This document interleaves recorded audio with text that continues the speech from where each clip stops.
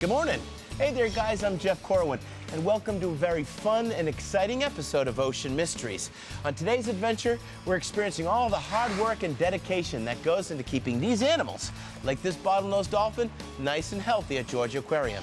Get ready, because you don't want to miss this ride. It's going to be a lot of fun. Georgia Aquarium is a big place. It's not only a major attraction for millions of families and ocean lovers each year, but it's also home to some of the largest marine animals on the planet.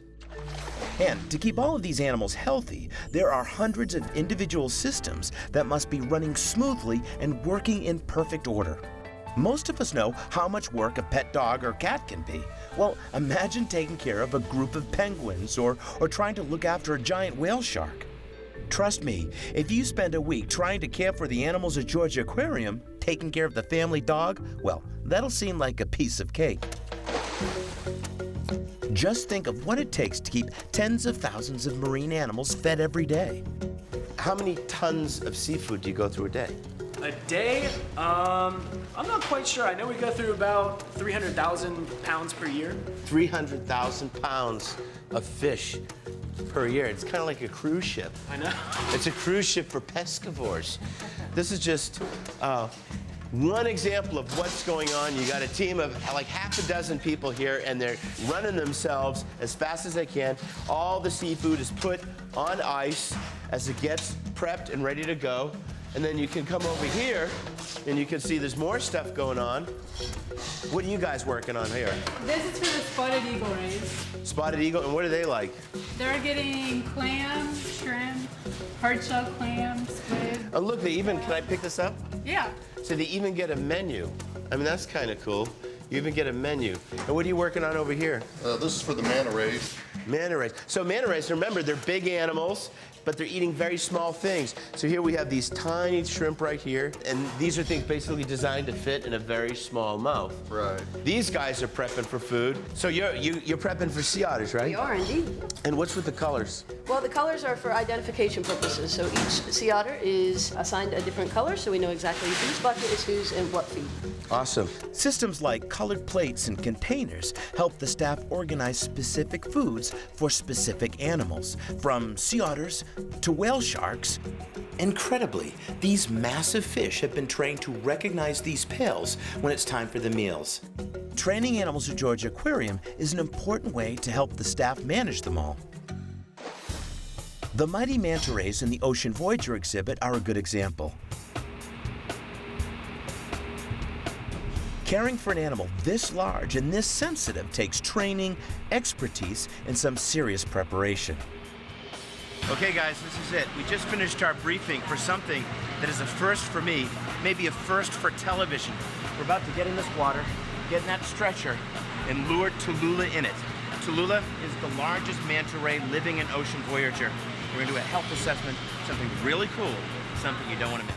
For Tallulah and the Georgia Aquarium staff, this health exam is safe and routine. But for me, it is an experience I will never forget. Awesome, there we go. You see how they did that? I mean, like clockwork, perfectly orchestrated. They lured her into the sling and lifted it up. She's now been secured. She's nice and stable.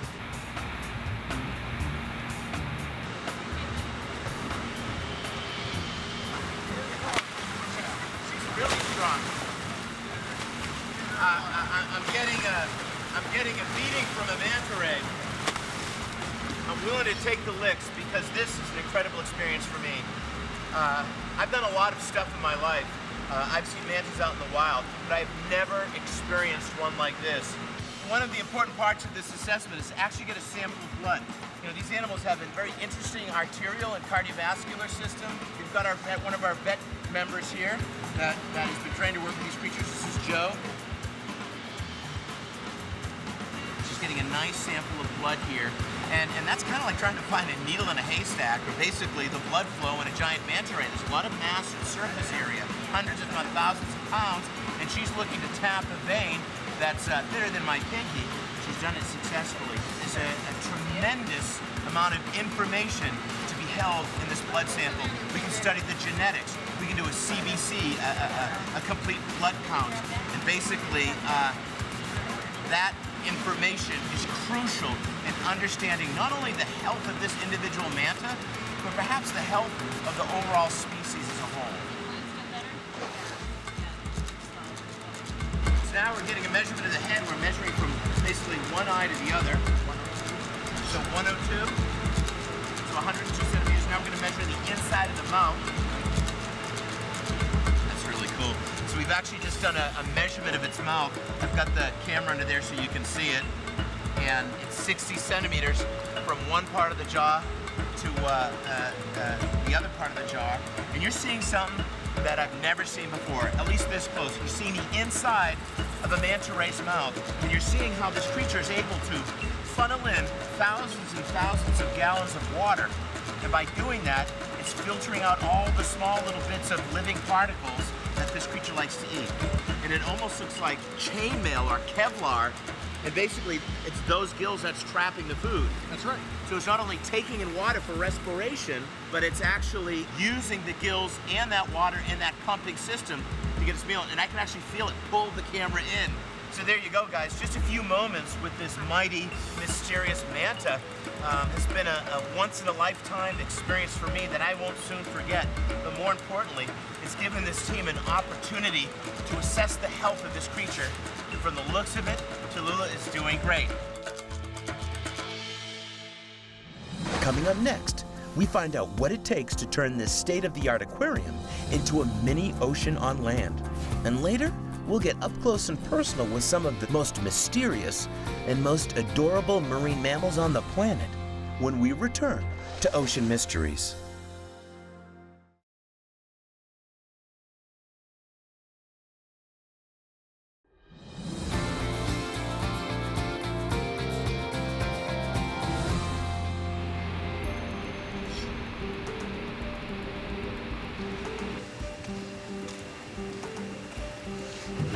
Come on down.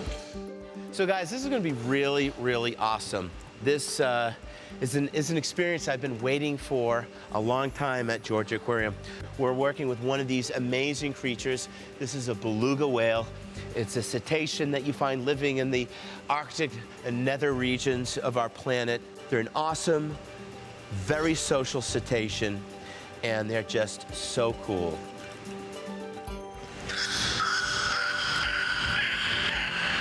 Very nice. Can you do that one?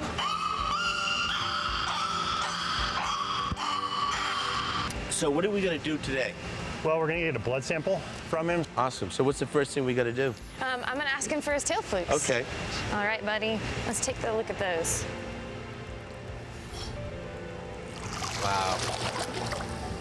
That is big. All right. It's very important to clean and sterilize the surface of the skin to prevent a possible infection.